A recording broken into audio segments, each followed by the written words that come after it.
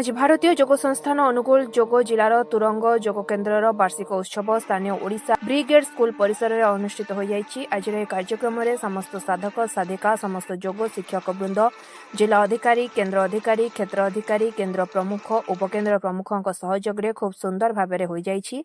एही संस्था संपूर्ण निःशुल्क अनुगुल जिले में समुदाय 8टी जोग सेंटर में नित्य प्रातः जोग अभ्यास करा जाउछि।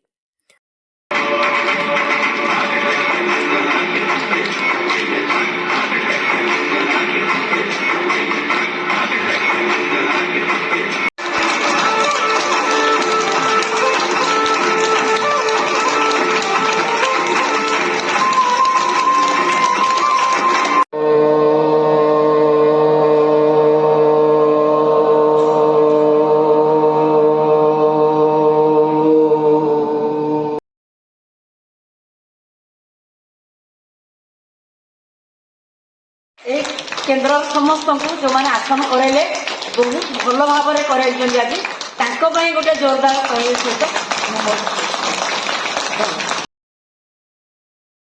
अनुगुल बलभद्र नायक रिपोर्ट स्वतंत्र ओडिशा लाइव।